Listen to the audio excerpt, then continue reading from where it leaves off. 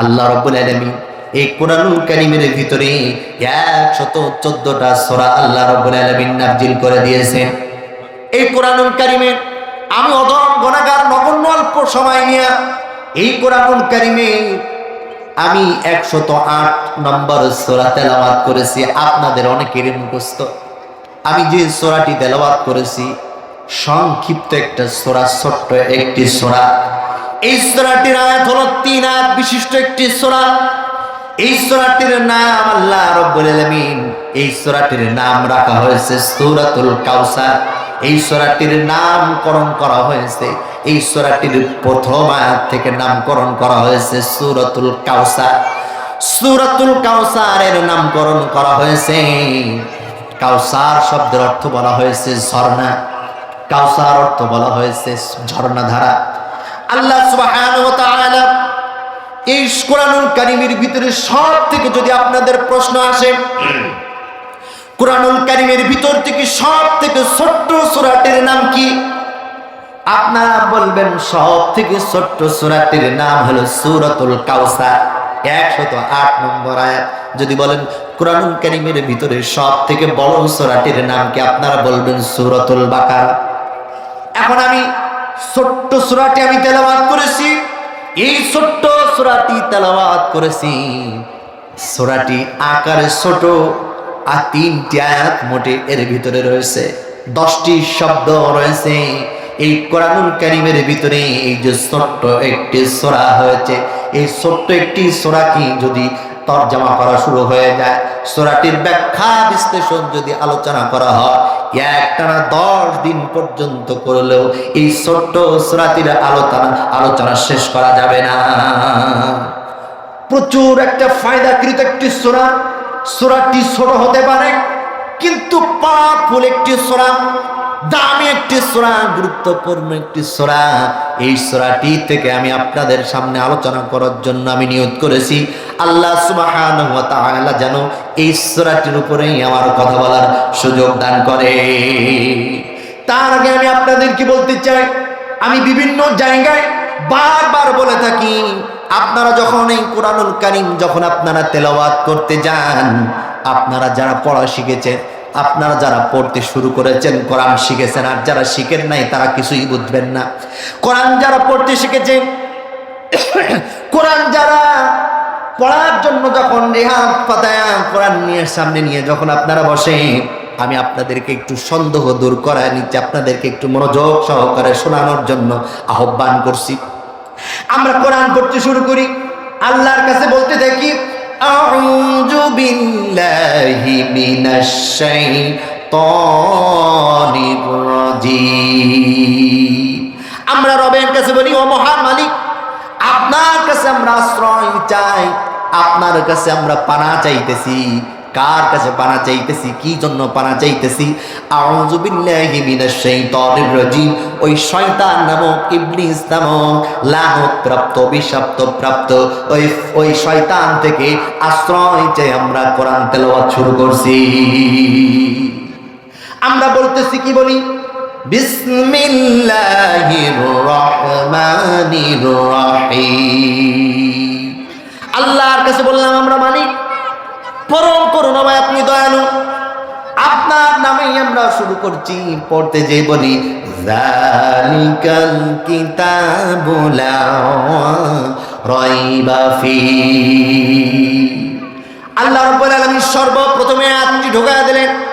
এই কোরআন লিপিবদ্ধ করার সময়, কোরআন সাজানোর সময় সর্বপ্রথম সূরা বাকারাটি রাখা হয়েছে, আর সর্বপ্রথম সূরা বাকারাটি সর্বপ্রথমে আয়াতটি লাগায় রাখছে যালিকাল কিতাবু লা রাইবা ফীহি। ও জাতিরা শুনো, তোমরা যে কোরআনের কাছে যাচ্ছ, যে কোরআন থেকে তোমরা তেলাওয়াত করতে যাচ্ছ, এই কোরআনুল কারীম তোমরা শুনে যাও, নির্ভুল একটি কোরআনুল কারীম, নির্ভুল একটি কিতাব। বলেন আপনারা বলুন, এই কোরআনে কোনো ভুল আছে? কোরআনে কোনো ভুল আছে? যালিকাল কিতাবু লা রাইবা ফীহি, এটা নির্ভুল একটি কিতাব, কোনো ভুল না, নিঃসন্দেহে একটা কিতাব। তাহলে আপনারা বলুন, আপনাদেরকে বোঝানোর জন্য বলছি, চতুর্দিকে আওয়াজ ফোকাস করছি, চতুর্দিকে আওয়াজ পৌঁছায় দিচ্ছে সকলের কাছে। আমি বলতে চাই, আপনারা যারা 3 ঘন্টা বসে একটা সিনেমা দেখেন, 1 ঘন্টা বসে যারা আপনারা নাটক দেখেন, বিভিন্ন সিনেমা দেখেন, নাটক দেখেন, বারবার দেখা যায় লোকটা মারা যায়, আসলে কি মরে? আসলে মরে না। বারবার দেখেন গুলি করে দেয়, আসলে কি গুলি করে? 3 ঘন্টা, 1 ঘন্টা, 2.5 ঘন্টা, 2 ঘন্টা বসে একটা ফিল্ম আপনারা বসে হা করে দেখেন, কিন্তু ওই ফিল্মটা শেষে চিন্তা করবেন, এই যে 3 ঘন্টা 2.5 ঘন্টা বসে বসে আমরা যে ফিল্মটা দেখেছি, এই ফিল্মটা সব হলো সাজানো নাটক, কোনো সত্য কিছু নয়। আর আপনাদেরকে ওই গানের দিকে আহ্বান করছি না, নাটকের দিকে আহ্বান করছি না, সিনেমার দিকে আহ্বান করছি না, এমন একটি কিতাবের কাছে আপনাদেরকে আহ্বান করছি যে কিতাবটি সর্বপ্রথম জানায় দিলে, জালিকাল কিতাবুল্লাহ রাইবা ফি, নিঃসন্দেহ একটি কিতাব আমি আপনাদেরকে দিয়েছি, কোনো ভুল না। তাহলে এই কিতাবের কাছে তার কত গুরুত্ব দিয়ে কোরআনের কাছে আসা দরকার, এই কোরআনুল কারীমের কাছে কত গুরুত্ব নিয়ে আসা দরকার। চ্যালেঞ্জ করলেন, সর্বপ্রথমে চ্যালেঞ্জ করে দিলেন যে নির্ভুল একটি কিতাব তোমাদের কাছে আমি দিয়েছি।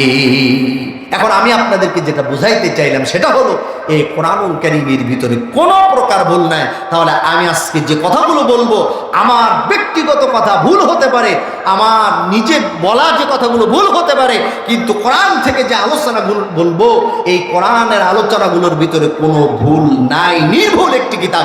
চিল্লায় বলতে হবে ঠিক কিনা? আওয়াজ যা হচ্ছে আমার মনে হয় মানুষ কেউ বুঝতে পারতেছে না, আওয়াজ স্পষ্ট হচ্ছে না। আমরা এই স্টেজে যে আওয়াজটা পাচ্ছি, আমি নিজে কি বলতেছি আমি নিজেও বুঝতেছি না, যেন সব গ্যারবার শব্দ হয়ে যাচ্ছে, ভেজা হয়ে যাচ্ছে। একটু রেভাব কমায় দাও হালকা। সম্মানিত মুসল্লিবৃন্দ আমার, এখন আসুন যে আমি সূরাটির উপরে আপনাদের কাছে কথা বলবো, সূরাতুল কাউসার থেকে কথা বলবো। সূরাতুল কাউসারটা কেমন ভাবে নাজিল হয়েছে, কেমন ভাবে নাজিল। একজন মঞ্চে আসো, আওয়াজটা ক্যাচ করো, তোমরা মঞ্চে আসো। এখন আল্লাহ রাব্বুল আলামিন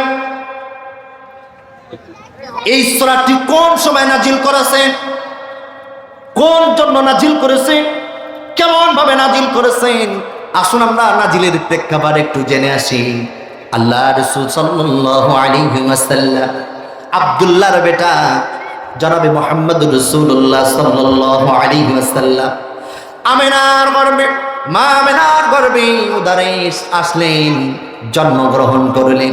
মা আমিনার গর্ভে যখন সন্তান এসেছিল মুহাম্মদুর রাসূলুল্লাহ সাল্লাল্লাহু আলাইহি ওয়াসাল্লাম, প্রসব বেদনা হলো, দুনিয়ায় ভূমিষ্ঠ হলো।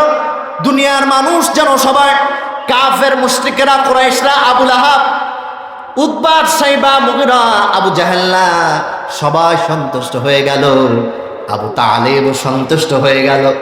যে আসে মুহাম্মদকে দেখি যেন সে মুগ্ধ হয়ে যায়, জোরে বলে সুবহানাল্লাহ। আহা, আমিনার গর্ভে যে সন্তানটি জন্ম নিয়েছে, এটা যেন একটা সন্তানই নয়, এই জন্য একটা পূর্ণিমার চাঁদ, জোরে বলে সুবহানাল্লাহ ওয়া বিহামদিহি। এত চমৎকার আল্লাহ রাসূল এত সুন্দর আকৃতি নিয়ে জন্ম নিয়েছিলেন, এত চেহারা, এত সুন্দর তিনি ছিলেন। সবাই ভালোবাসতো, মহব্বত করতো, ভাতিজা সবাই কোলে করতো, আনন্দ করতো, উল্লাস করতো। আস্তে আস্তে আস্তে করে বেড়ে উঠলো মক্কা নগরীতে, সবার যত্ন, আদর, ভালোবাসা পেয়ে গড়ে উঠলো। লক্ষ্য করুন আপনারা, কথাগুলো গভীর মনোযোগ সহকারে শুনুন। আল্লাহ সুবহানাহু ওয়া তাআলা এই আল্লাহ রাসূলকে যখন প্রেরণ করলেন, পাঠালেন, সবাই তাকে বিশ্বাস করতে লাগলো। আস্তে আস্তে করে জনাবে মুহাম্মদ রাসূলুল্লাহ সাল্লাল্লাহু আলাইহি ওয়াসাল্লাম বড় হয়ে উঠলো, বুঝতে শিখলো, চলাফেরা করতে শিখলো। সবাই তাকে নাম দিল, কাফের মুশরিকরা, আবু জেহেল, আবু লাহাব, উতবা, সাইবা, মুগীরা সবাই নাম দিল। বিশ্ব নবীকে নাম দিল, আপনার নাম হলো আল আমিন দিল, তার নাম আলামিন দিয়ে দিল। তার নামে কারণে দিল তিনি একজন সত্যবাদী, তিনি একজন নিষ্ঠবান মানুষ। তার কাছে কাফের মুশরিকেরা তার কাছে আমানত রাখত, অর্থ সম্পদ দিরহাম তার কাছে আমানত রাখত। কেননা এই মুহাম্মদ এত সুন্দর মনের মানুষ, কারোর আমানত খেয়ানত করে নাই, কারোর সঙ্গে মিথ্যা কথা বলে নাই, কারোর সঙ্গে ঝগড়া করি নাই, কারোর সঙ্গে মারামারি করি নাই, কারোর সঙ্গে কাটাকাটি করি নাই। আল্লাহ রাব্বুল আলামিন নিজেই আল্লাহ রাসূলকে এমন ভাবে জানালেন, আল্লাহ রাসূলকে জানিয়ে দিলেন, ওয়া ইন্নাকা লাআলা খুলুকিন আযীম। ও রাসূল, আমি তো আপনাকে উত্তম চরিত্র দিয়া সেই ছোটবেলা থেকেই গড়ে তুলেছি।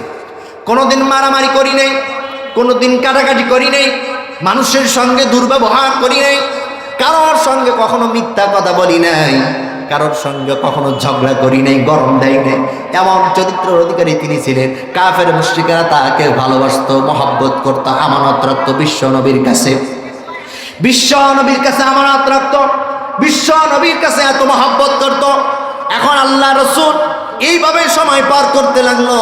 এইভাবে সময় পার করতে করতে আল্লাহ রাসূলের উপরে যখন ইকরা বিসমি রাব্বিকাল্লাযী খালাক খালাকাল ইনসানা মিন আলাক ইকরা রাব্বুকাল আকরাম, আল্লাহ রাসূলের উপরে এইভাবে 5টি আয়াত সূরা আলাকের 5টি আয়াত নাজিল হয়ে গেল।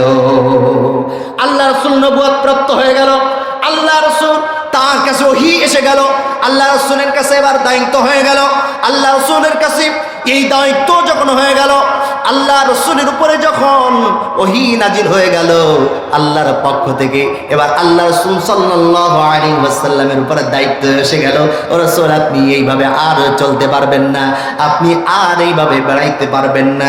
আল্লাহ রাসূল সাল্লাল্লাহু আলাইহি ওয়াসাল্লামকে দায়িত্ব হলো, কি দায়িত্ব আল্লাহ রাব্বুল আলামিন দিলেন, এখন আপনি সাদারে সাদা বলুন, কালোরে কালা বলুন, আপনি ধলারে ধলা বলুন, ধনীরে ধনী বলুন, গরিবরে গরিব বলুন, চোররে চোর বলুন, ডাকাতরে ডাকাত বলুন, আপনি এখন ভালো আর মন্দ খুঁজে বের করুন, আর ওই মূর্তি পূজাদের বিরুদ্ধে কথা বলা শুরু করুন। কোন কথা বলতে শুরু করবেন? সেটা হলো লা ইলাহা ইল্লাল্লাহু মুহাম্মাদুর রাসূলুল্লাহ। ঘটনাগুলো সব সংক্ষেপ করে করে বলছি, যেহেতু সময় বেশি নয়। আমি আপনারা প্রশ্ন করতে পারেন, হুজুর এটা বাদ পড়ে গেল, ওটা বাদ পড়ে গেল। আমি সংক্ষেপ করে বলছি, সময়ের দিকে লক্ষ্য করে। এমন একটি সময় বাদা আজান দিলেই ছেড়ে দিতে হবে। এখন আসুন, কথা হলো আল্লাহ রাসূলের উপরে এবার বলল, কুনতুম খায়রা উম্মাতিন উখরিজাত লিন-নাস তা'মুরুনা বিল মা'রুফ ওয়া তানহাউনা আনিল মুনকার। আপনার কাজ হলো এবার সৎ কাজের আদেশ করুন, অসৎ কাজে নিষেধ করুন। সৎ কাজের আদেশ কেমনে করতে হবে এবার শুরু হয়ে গেল। আল্লাহ রাসূল সাল্লাল্লাহু আলাইহি ওয়াসাল্লাম এখন আবু লাহাব, উতবা, শাইবা, মুগীরা, আবু জেহেল, আবু তালেব আল্লাহ রাসূলের চাচাদেরকে দিনের দাওয়াত নিয়ে তাদের কাছে যেয়ে বললেন, তোমরা এই যে মূর্তি পূজা করো, এই মূর্তি পূজাগুলো তোমরা ছেড়ে দাও। আমি কিন্তু সূরাটা নাজিলকৃত ঘটনাগুলো টেনে আনতেছি, কেন সূরাটা নাজিল হলো। এখন আসুন, এভাবে আল্লাহ রাসূল দাওয়াত দিলেন, ও চাচা, ও আমার চাচা, ও আবু লাহাব, ও উতবা, শাইবা, মুগীরা, আবু জেহেল, তোমাদের কাছে বলতে চাচ্ছি, কি বলতে চাচ্ছি, আপনাদের কাছে বলতে চাই, আপনারা যে আগুনের পূজা করেন, এই আগুনের পূজা করা যাবে না। এ কোনো রব হতে পারে না, এটা হলো একটা আগুন। তোমরা যে মূর্তির পূজা করো, এই মূর্তির পূজা যে করো, এই মূর্তি তোমাদের দেবতা হতে পারে না। তোমরা যে গাছের পূজা করো, গাছ তোমাদের দেবতা হতে পারে না, তোমাদের দেবতা হতে পারে না। গাছ তোমাদের দেবতা হতে পারে না, মূর্তি তোমাদের দেবতা হতে পারে না, পাহাড় তোমাদের দেবতা হতে পারে না, আগুন তোমাদের দেবতা হতে পারে না। দেবতা হবে কি, রব হবে কি, যিনার পরিচয় যিনি নিজেই দিয়ে দিয়েছেন, আল্লাহু আহাদ, আল্লাহুস সামাদ, লাম ইয়ালিদ ওয়া লাম ইউলাদ ওয়া লাম ইয়াকুল লাহু কুফুয়ান আহাদ। যে রব সূরা ইখলাসের ভিতরে তার পরিচয় তুলে ধরলেন, আমি এক, আমি অদ্বিতীয়, কোনো শরীক নাই, আমার লা শারীকা আল্লাহ, আমি আল্লাহ, কুল হুয়াল্লাহু আহাদ, আমার কোনো শরীক নাই, আমার কোনো মা নাই, আমার কোনো বাবা নাই, আমার কোনো দাদা নাই, দাদি নাই, কেউ নাই, আমি লা শারীকা আল্লাহ, আমি আল্লাহ একজন। বলি সুবহানাল্লাহ। হে নবী, আপনি সেই রবের দাওয়াত প্রসার শুরু করে দেন। রাসূলুল্লাহ সাল্লাল্লাহু আলাইহি ওয়াসাল্লাম এভাবে যখন দিনের দাওয়াত দিলেন, যখন হকের প্রচার করলেন, আর যখন দিনের দাওয়াত দিলেন, যখন হকের প্রচার করা শুরু করে দিলেন, এবার আসুন যারা বিশ্বাসী বলে মানতো তারা এবার বলে, ও ভাতিজা তুমি কও কি, আগে যা বলতা বলতা ভালো, আগে যা করতা করতা ভালো, এইবার কেন তুমি মূর্তির পূজার বিরুদ্ধে লাগলা? এইবার কেন তুমি মূর্তির পূজার বিরুদ্ধে লেগেছো? আল্লাহ রাসূল সাল্লাল্লাহু আলাইহি ওয়াসাল্লাম এইভাবে যখন দাওয়াত দিলেন, সবাই শত্রু হয়ে গেল, আশেপাশে যারা সবাই শত্রু হয়ে গেল, নিজের চাচারাও শত্রু হয়ে গেল, আল্লাহ রসুলের চূড়ান্ত দুশ্মন হয়ে গেল। আল্লাহ রসুলের সঙ্গে তারা দুশ্মনী শুরু করে দিল। আগে যা বলেছে আমাদের ভাতিজা আমরা তা মেনেছি, কিন্তু এইবার যখন আমাদের এই দেব দেবীর বিরুদ্ধে কথা বলছে আর মেনে নেওয়া যাবে না। কোরআনের মাহফিলে গেলেই বলে, কোরআনের মাহফিলে গেলেই বলে হুজুর রাজনীতি রস কইরো না, হুজুর মাটির তলে রস কর। আমি বলি মাটির তলে রস, তাহলে তোমার মাটির তলে রস কেমন হবে?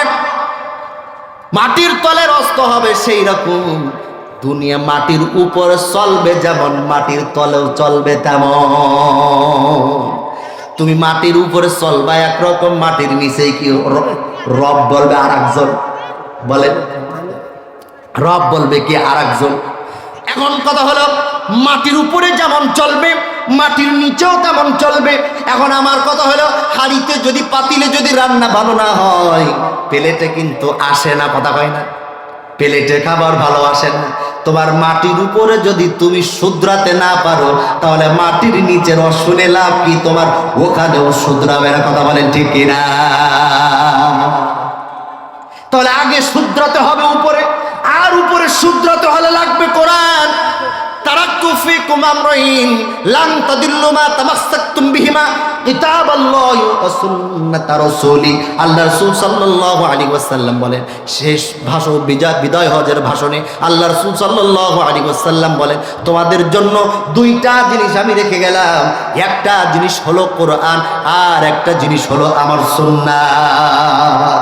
এই দুইটা জিনিস যদি তোমরা ধরে রাখতে পারো, এই দুইটা জিনিস তোমরা যদি আঁকড়ে ধরে রাখতে পারো, তোমরা উপরেও হবে সফল কাম, মাটির নিচেও হবে সফল কাম। কোনো সময় খুশি নাই। যেই বলা হয় সৎ লোকের শাসন চায়, অসৎ লোকের পতন চায়, এই যেই কথা বলা হয় হুজুর রাজনীতি করার দরকার নেই। এখন আসলে এটা কি রাজনীতি?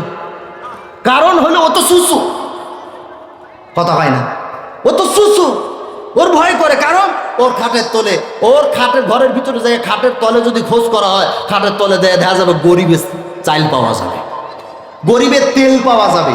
এই জন্য যখন নেতার বিরুদ্ধে, চোর নেতার বিরুদ্ধে যখন বলা হয় ক্যাট করে ঠেলি, ওটা কথা হয় না, কথা হয় না। এবারে ফাঁস করে তো দিল, তখনই কয় মাহফিল বন্ধ করো, দরকার নাই। একটা সময় আমরা এমন পার করেছি এই কোরআনের মাহফিল দিতে হলেও অনুমতি লেগেছে, কথা হয় না। কোথায় গেল সে পাওয়া? কোথায় গেল সে তোমাদের কার্যকলাপ? কোথায় গেল তোমাদের সে নীতি আদর্শ? তোমরা ভেবে রাখো, তোমরা চিন্তা করো না। এই বাংলার জমিন হলো শাহফরানের জমিন, শাহ মাকদুমের জমিন, খান জাহান আলীর জমিন। এই জমিনে তোমরা আলেমদেরকে বিচ্ছিন্ন করে দিতে চাও, তোমরা কোরআন আইন বিচ্ছিন্ন করে দিতে চাও, এটা কখনো নিবারো যাবে না, চিল্লে বলতে হবে ঠিক কিনা? এখন আলোচনার ধারা হলো এরকম, ধারাটা হলো কিন্তু এই আলোচনা এই প্রেক্ষাপটে যারা নিভায় দিতে চায় তারা নিজেই নিভে যায়, কথা বলে না ঠিক কিনা? আলেম ওলামায়ে কেরামদেরকে জেলে ঢুকাইলো, নেতা কর্মীদেরকে জেলে ঢুকাইলো, সবাই জেলে ঢুকায় রাখতে চায়, আর নিজেরা ক্ষমতায় বসে করে খাইতে চায়, মনে করে কোনো ঝামেলা যেন না থাকে, সব জেলে থাকুক। আল্লাহ রাসূলকেও ঠিক সেরকম, যখন আল্লাহ রাসূল 70 দিনের দাওয়াত দিয়ে দিল, যারা আল্লাহ রাসূলকে বিশ্বাসী হিসাবে মানত, যারা আল্লাহ রাসূলকে সত্য বলে মানত, তারা এবার সবাই বিরোধিতা হয়ে গেল। তারা বলতে লাগলো, মুহাম্মদ তুমি যেটা বলো, আগে যা বলেছো সব মেনে নিয়েছি, কিন্তু আমাদের দেবদেবীর বিরুদ্ধে বলছো আর চলবে না, পুজো উপাসনালয় ছাড়তে বলছো চলবে না। চতুর্দিকে সবাই যখন শত্রু হয়ে গেল, সবাই যখন শত্রু হয়ে গেল, আল্লাহ রাসূল একটু শতভঙ্গ হয়ে গেল, আল্লাহ রাসূল একটু পেরেশান হয়ে গেল। কি করা যায়? ঠিক এমন সময় আল্লাহ রাসূল সাল্লাল্লাহু আলাইহি ওয়াসাল্লামের আল্লাহ রাব্বুল আলামিন, এক নয় দুই নয়, আল্লাহ রাব্বুল আলামিন আল্লাহ রাসূলকে 7টি সন্তান আল্লাহ রাব্বুল আলামিন দান করেছিলেন। 7টি সন্তান রাসূলুল্লাহ সাল্লাল্লাহু আলাইহি ওয়াসাল্লামকে দান করেছিলেন আল্লাহ সুবহানাহু ওয়া তাআলা। সম্মানিত মুসল্লিবৃন্দ আমার, আল্লাহ রাসূলকে 7টি সন্তান দান করেছিলেন আল্লাহ রাব্বুল আলামিন। এই 7টি ধারাবাহিকভাবে 7টি সন্তান, পর্যায়ক্রমে 7টি সন্তান যখন আল্লাহ রাব্বুল আলামিন দান করেছিলেন, আল্লাহ রাব্বুল আলামিন বললেন আল্লাযী খালাকাল মাউতা ওয়াল হায়াতা লিয়াবলুয়াকুম আইয়ুকুম আহসানু আমালা। আল্লাহ রাব্বুল আলামিন বলেন, আমি তোমাদের জীবন দান করেছি, আবার আমি তোমাদেরকে মৃত্যু দান করেছি। ঠিক অনুরূপভাবে আল্লাহ রাসূল সাল্লাল্লাহু আলাইহি ওয়াসাল্লামকে যেমন 7টি সন্তান দান করেছিলেন, আল্লাহ রাব্বুল আলামিন আবার ওই সন্তানদেরকে এক এক করে ওই সন্তানদেরকে মৃত্যু ঘটায় দিয়েছিলেন। আল্লাহ রাসূল সাল্লাল্লাহু আলাইহি ওয়াসাল্লামের বড় সন্তানের নাম ছিল আবুল কাসেম। আবুল কাসেম মৃত্যুবরণ করল। আল্লাহ রাব্বুল আলামিন তার মালাকুল মাউত দিয়ে মৃত্যু হয়ে গেল।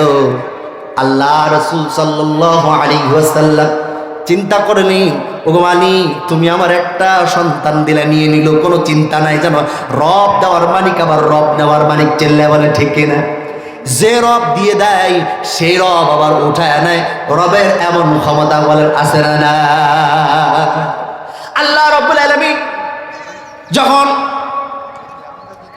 আবুল কাসেমকে যখন আল্লাহ রাসূল সাল্লাল্লাহু আলাইহি ওয়াসাল্লামের বড় সন্তান যখন নিয়ে নিল, তখন আল্লাহ রাসূল চিন্তা করলো, আমার ছেলেটা মৃত্যুবরণ করলো। এখন আপনারা যারা এখানে আছেন, আমার আওয়াজ যতদূর পর্যন্ত শুনতে পাচ্ছেন, প্যান্ডেলের ভিতরে মা বোনেরা আছে, যার বাবা বেঁচে আছে, সন্তান চলে গেছে, মা বেঁচে আছে, সন্তান চলে গেছে, তাই যেন সন্তান হারিয়ে যাওয়া, সন্তান আল্লাহর জিম্মায় চলে যাওয়া, সন্তান বাবার কাঁধে লাশ হয়ে বহন করে কবরে যাওয়া কতটা কষ্টের, কতটা বেদনা। আল্লাহ রাসূলের যখন সন্তান বড়টা চলে গেল, ছেলে, আল্লাহ রাসূল সাল্লাল্লাহু আলাইহি ওয়াসাল্লাম ধৈর্য ধারণ করলেন যে আমার একটা ছেলে চলে গিয়েছে। পর্যায়ক্রমে আব্দুল্লাহ এমনভাবে মৃত্যুবরণ করলেন।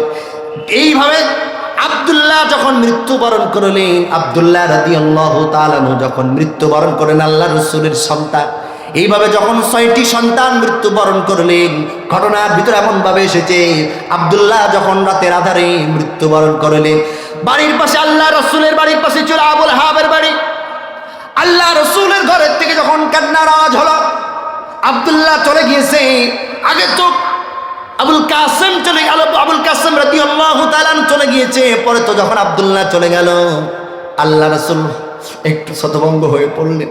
আল্লাহ, তুমি আমার সন্তান দিয়েছিল, সন্তানগুলো নিয়ে নিলে। আল্লাহ রাসূল ভেঙে পড়লেন, চোখ দুইটা দিয়ে পানি জোরদার করে পড়ে। কেননা আমি আবার বলছি, সন্তান চলে যাওয়ার ব্যথাটা মা বাবাই জানে, যার সন্তান চলে গিয়েছে সেই ভালো জানে। আল্লাহ রাসূল এই রাতের আধারে যখন মারা গেল, আর ঠিক সেই কষ্টের বেদনার ভিতর দিয়া বাড়ির পাশে চাচা আবুল আহাব ঘর থেকে বের হলো, দরজা খুললো, আর হি হি হি হি করে হাসতে হাসতে বের হয়ে এসে তার কুরাইশ বংশীয় যারা ছিল কাফের মুশরিকদেরকে বলল, তোমরা একটা পার্টি আয়োজন করো, পুতুল নাচের আয়োজন করো, ব্যান্ড পার্টির আয়োজন করো, তোমাদের একটা সুসংবাদ শোনা দেয়। আজকে আল্লাহ রাসূল নামে যিনি বলে আমি আল্লাহর নবী, সেই মুহাম্মাদের আমার ভাতিজার ছেলে আব্দুল্লাহ মারা গিয়েছে। আল্লাহ রাসূল এই কথাগুলো যখন শুনলেন, আজকে আমার চাচা এসে আমাকে সান্ত্বনা দিবে, আমার চাচি এসে আমাকে সান্ত্বনা দিবে, আমার পাড়া প্রতিবেশী এসে আমাকে সান্ত্বনা দিবে, আত্মীয় স্বজন এসে আমাকে সান্ত্বনা দিবে, আমার পাশে বসে আমাকে বুঝাইবে। আজকে যখন আমার বোঝানো যেমন তখন তারা আজকে আনন্দ উল্লাস করে, চতুর্দিকে তারা হাত পুরো নিবংশী বলা শুরু করে দেয়। আল্লাহ রাসূলকে বলতে লাগি, তুমি যদি আল্লাহ রাসূলই হবে, তুমি যদি আল্লাহর নবীও হবে, তাহলে আল্লাহ তোমার কোনো সন্তান কেন বাঁচায় রাখলো না? কেন তোমার সন্তানগুলো মৃত্যু দিয়া ঘটায় নিয়ে গেল? কেন কেমন রবের তুমি গোলামি করো? কিন্তু আল্লাহ রাসূল এমন ভাবে ঠাট্টা বিদ্রুপ করতে লাগলো, বারবার বলতে লাগলো, হাত পুরো নির্বংশীয়, তোমার কোনো সন্তান নাই, তোমার কোনো সন্তান নাই, তুমি নিঃসন্তান। আরে তোর ব্যান্ড ফাইটের আয়োজন কর, নাচানাচি কর, উল্লাস কর, কয় কারণ কি? দিনের প্রচার করে, জনাবে মুহাম্মদ রাসূলুল্লাহ মরে গেলে আর কেউ দিনের প্রচার করবে না। এখন আপনারা বলুন, এখানে যদি আমার একটা সন্তান একটা মেয়ে, আপনারা চিন্তা করবেন একটা সন্তান একটা মেয়ে যদি মারা যায়, বংশের বাতি জ্বালানোর মতো আর কেউ থাকবে না, আর তার কথাগুলো প্রচার করার মতো কেউ থাকবে না, বংশ বিস্তার করার মতো কেউ থাকবে না, আল্লাহ রসুলের কথাগুলো বলার মতো আর কেউ থাকবে না। আনন্দ কর, আনন্দ কর, তোরা আর দেরি করিস নে, মুহাম্মাদের ওই কালেমার কথা আর বলার মতো কেউ নাই, ছেলেও নাই মেয়েও নাই, সব শেষ হয়ে গিয়েছে, নিবংশ হাতকুড়ো হয়ে গিয়েছে। বলে নাউজুবিল্লাহ, আওয়াজ দিয়ে বলুন নাউজুবিল্লাহ। আল্লাহ রাসূল সাল্লাল্লাহু আলাইহি ওয়াসাল্লাম মসজিদে নববী আসলেন, মসজিদে নববীতে এসে মিম্বারের কাছে বসলেন, আর এমন ভাবে একটা হাতলের উপরে হাত দিয়া মাথা লাগায়া, হাতলের উপরে হাতলের উপরে হাত দিয়া, হাতের উপরে কপালটা ঢাকায়া দিয়া আল্লাহ রাসূল মাথা নিচু করে গভীর মনোযোগ সহকারে চিন্তা করে, মালিক তুমি আমার সন্তানগুলো দিলা, তুমি নিয়ে নিলে, মালিক আমার বংশ তুমি শেষ করে দিলা। তারা বলতেছে হাত পুরো নিবংশ নিঃসন্তান।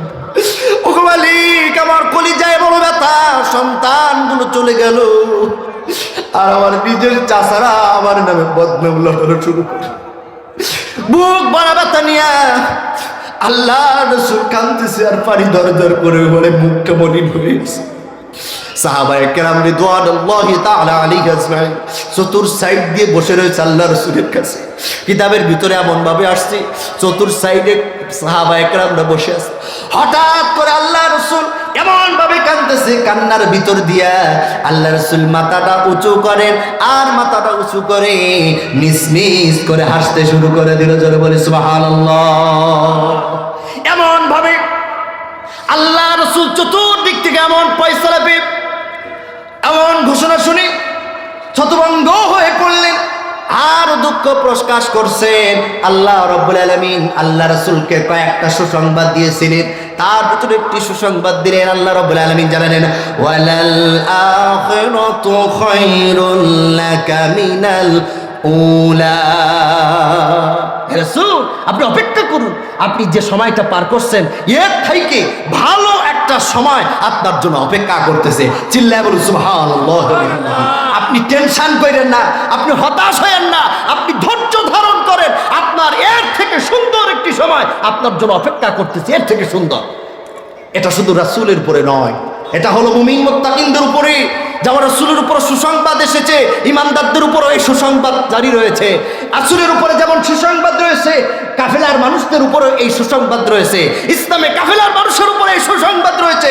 তোমরা কষ্ট পেও না, তোমরা আধার পার করো, তোমাদের জন্য আলো অপেক্ষা করতেছে। চিল্লায় বলে ঠিক না? এমন একটা আধার কাটেছিল, আমি তো বারবার বলি, আমি বলেছিলাম একবার যে টাকলা মুরাদ বলেছিল যে রাষ্ট্রীয়ভাবে ইসলাম রাষ্ট্রীয় কোনো সম্পদ নয়। আমি মসজিদে বসে বয়ান করেছিলাম, আমি জানি না এই আওয়াজগুলো তারা শুনতে পাবে কিনা। আমাকে নিয়ে ষড়যন্ত্র করেছিল, আমাকে নিয়ে আমাকে স্লিপ দিয়ে আমাকে ডেকে এনে মসজিদ থেকে আমাকে বাজারে নিয়ে আসা হয়েছিল, আমাকে বলা হয়েছিল মসজিদে বসে বলার কোনো দরকার নাই, ইসলাম থাকবে না ইসলাম ভাগবে। আমি বলেছিলাম যতদিন পর্যন্ত আমার দেহে রক্ত থাকবে ইসলামের কথা বলাই যাব, কথা বলে ঠিক কিনা? কোথায় গেলি তোমরা, কোথায় গেলে? আজকে ইসলাম আছে, ইসলাম রয়েছে, ইসলাম থাকবে। কোরআন আছে, কোরআন রয়েছে, কোরআন থাকবে। তোমাদেরকে নিশ্চিহ্ন করে ফেলা হবে। ঠিক না? কেমন পারো সুকনগর বাজারে উঠো, কেমন পারো, কত পাওয়ার আছে চুকনগর বাজারে উঠো, উঠলেই বুঝতে পারবে। আল্লাহ রাব্বুল আলামিন জানালেন, হে রাসূল ওয়ালাল আখিরাতু খায়রুল লাকা মিনাল উলা, অপেক্ষা করো, আপনার জন্য এর থেকে ভালো একটা সময় অপেক্ষা করতেছে। কথা বলেন ঠিক কিনা? সুবহানাল্লাহ বলবেন না? সুবহানাল্লাহ। আল্লাহর রাসূল আজান হচ্ছে, আজান হচ্ছে, এখানে আজান হবে, নামাজ হবে। তো আমার আলোচনা তো আমি শেষ করতে এত অল্প সময়। যাই হোক, এত সুন্দর সূরা কাউসার থেকে কথা বলতেছিলাম। আমি যে সাবজেক্ট আমি সাজাইছিলাম এটা হলো একদম প্রেক্ষাপট অনুযায়ী এই সূরাটি আমি সাজিয়েছিলাম ইনশাআল্লাহ। তা প্রেক্ষাপটে ওই 16 বছরে যে কার্যকলাপ তারা করেছিল ঠিক অনুরূপভাবে 1450 বছর 1400 বছর 1500 বছর আগেও এই কার্যকলাপ হয়েছিল। তার দ্বারা প্রমাণিত হয় এরা ছিল আবু জাহেল, উতবা, সাইবা, মুগীরার উত্তরসূরি। কথা বলে ঠিক কিনা? এরা ছিল নমরুদের উত্তরসূরি, ফিরআউনের উত্তরসূরি। এই বাংলার জমির আর এদের ঠাঁই হবে না। বাংলার মানুষের রক্তে মাংসে থাকা যতদিন পর্যন্ত শক্তি থাকবে, চিল্লা বলে ঠিক কিনা? সম্মানিত উপস্থিতি, যে আলোচনা আমি যে পর্যন্ত